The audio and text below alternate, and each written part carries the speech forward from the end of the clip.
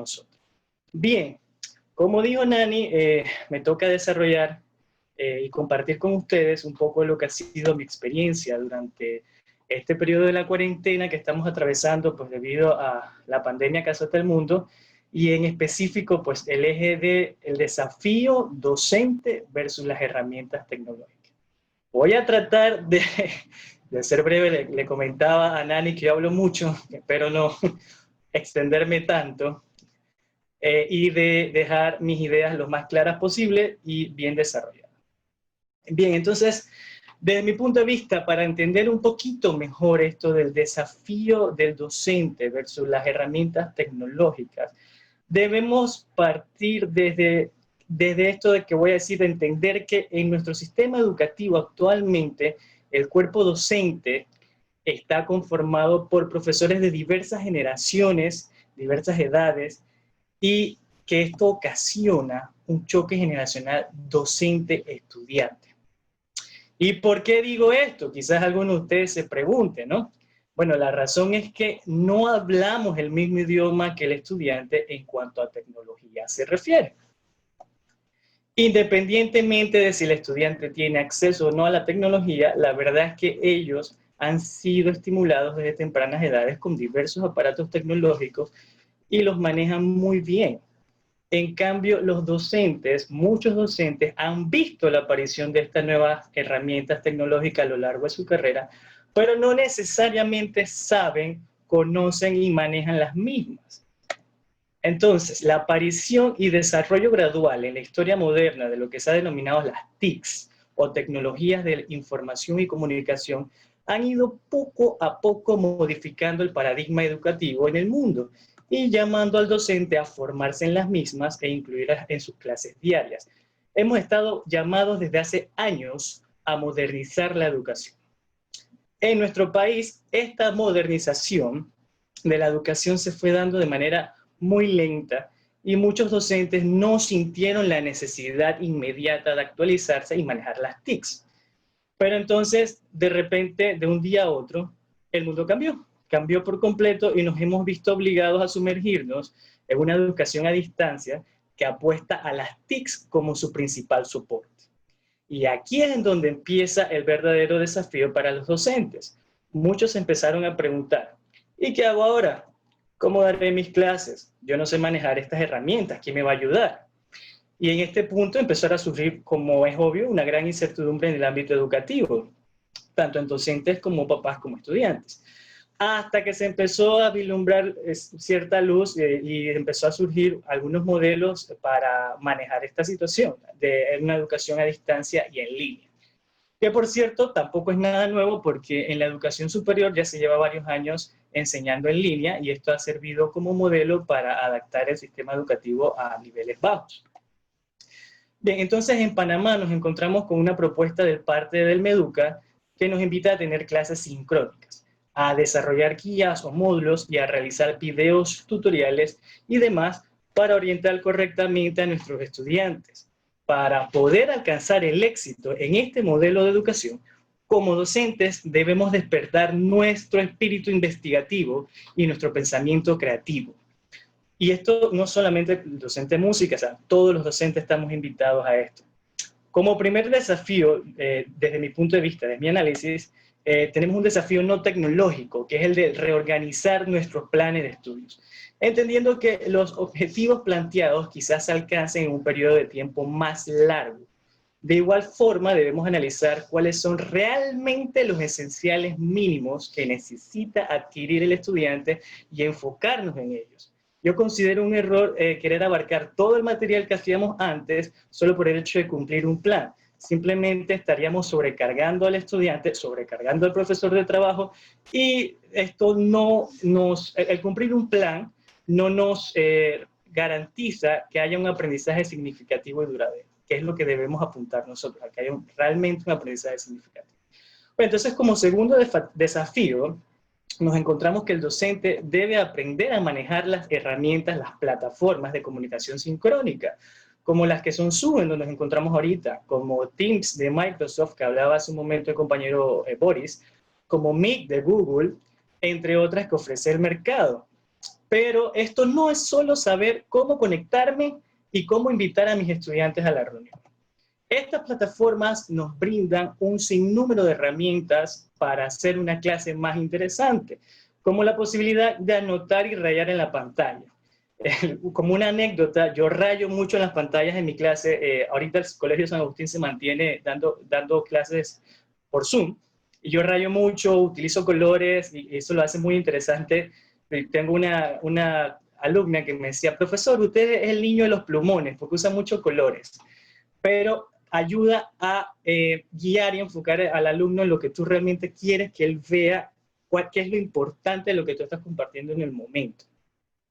También nos permite la posibilidad de compartir una pizarra blanca, por ejemplo, y con esto permitirle que el estudiante raye, escriba, no sé, yo estoy dando un tema ahorita en noveno de construcción de escalas, y con la pizarra blanca me fue súper bien para que ellos fueran construyendo las escalas junto conmigo. Esto crea una clase más interactiva y no se crea una clase magistral donde solo el docente habla. También podemos permitirle al estudiante que tenga el dominio, el control de la pantalla que el docente comparte, ¿no? Y así también interactúa. Todo esto que acabo de decir nos lleva a un siguiente desafío, y quizás para mí el más importante. ¿Cómo desarrollo mi clase sincrónica? ¿Qué herramientas utilizo?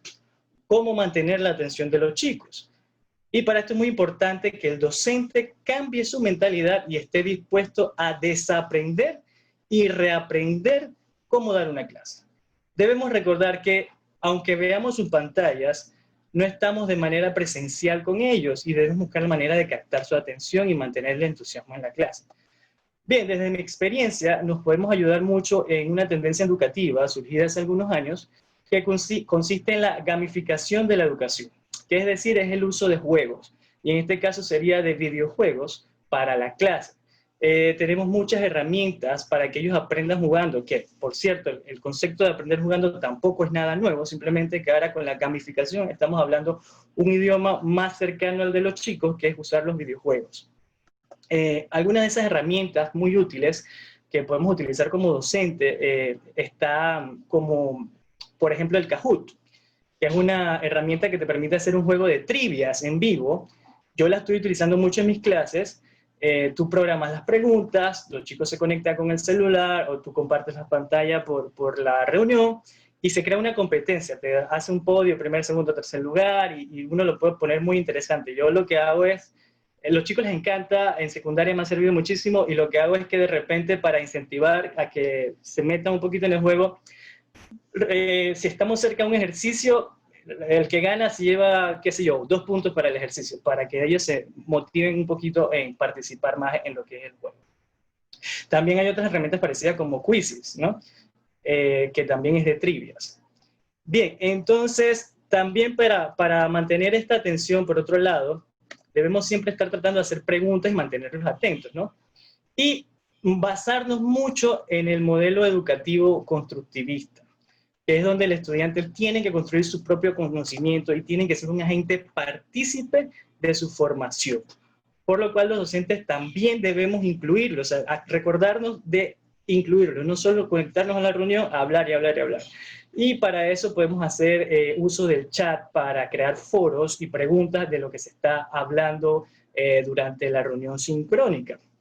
Y debemos permitirles que se expresen libremente, invitarlos a participar. Eso es muy importante, y partir de la premisa que no hay pregunta u opinión tonta, ¿no? Simplemente ahí le toca al docente ir dirigiendo esas preguntas hacia donde queremos que vaya el debate, el foro. Bien, hasta el momento he hablado de los desafíos desde el punto de vista de las clases sincrónicas. Sin embargo, este tipo de educación que estamos manejando ahorita no termina ahí, sino que como docentes debemos tratar de mantener una comunicación cercana y abierta con los estudiantes y con los acudientes. Y para esto yo recomiendo el uso de todos los medios posibles digitales, es decir, redes sociales, WhatsApp, correo electrónico. Y entonces esto inmediatamente se traduce en otro desafío, de que el docente tiene que tener una comunicación asertiva, abierta, y saber manejar esto que yo acabo de decir. Y aquí quiero poner un ejemplo de 2 grandes amigos míos, Joel León, guitarrista, profesor de música, y también la soprano, maestra también de música, Ingrid Rodríguez, a los cuales yo admiro mucho lo que han hecho durante esta cuarentena. Ellos han utilizado el YouTube, Joel ha usado YouTube, Ingrid ha usado el Instagram, donde se creó un perfil de la maestra que canta. Pueden ir a verlos todos de paso, ¿no? Publicidad política no pagada. Bien. Entonces, ella sube su material allí, los cantos, sube todo. Entonces, usa las redes sociales como un entorno educativo, como un aula virtual. Entonces, ahí tenemos herramientas que podemos utilizar a nuestro favor, los docentes.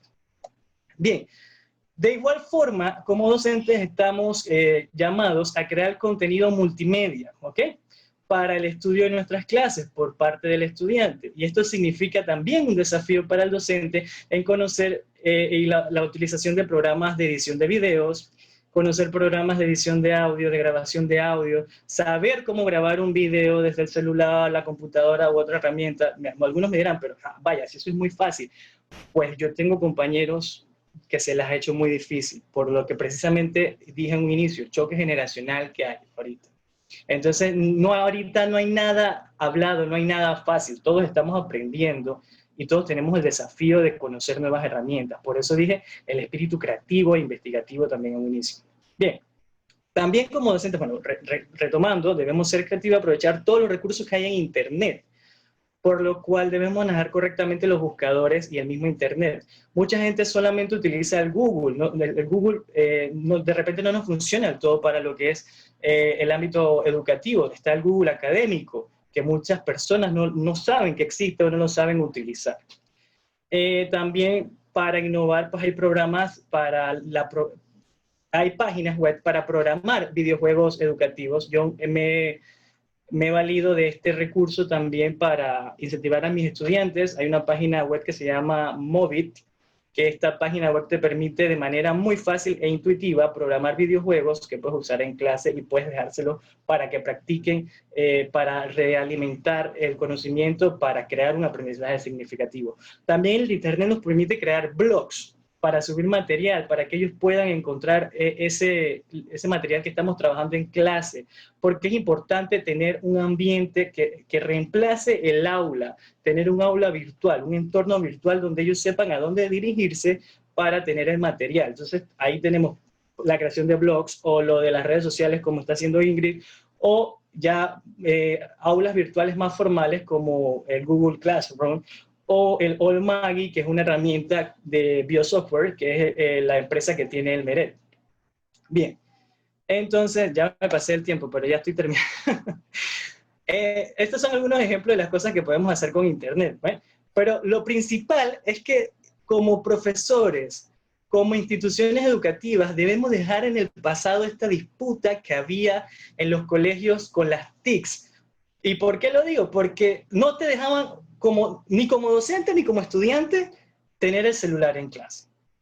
Entonces, esto, lo digo yo, para mí es absurdo. Yo siempre he estado peleando con mi jefe a lo largo de todo este tiempo porque es una herramienta. Yo en mi celular cargo mis planes, mis presentaciones, a veces del celular proyecto también lo que voy a utilizar. Entonces, debemos dejar de lado ese muro que se ha construido en las escuelas del celular, las tablets, y empezar a usarlos como herramienta, empezar a abrazar las TICs y empezar a enseñarle al estudiante que esto puede ser algo que se le puede sacar provecho para su proceso de enseñanza-aprendizaje. Bien, en conclusión, frente a esta revolución educativa en la que nos encontramos, el docente tiene el desafío de reaprender su profesión, de tener un espíritu creativo, de mantenerse en constante investigación, pero sobre todo de utilizar las TICs, de abrazarlas, de apropiarse de ellas para hacerlas parte de su día a día como profesor. Muchas gracias.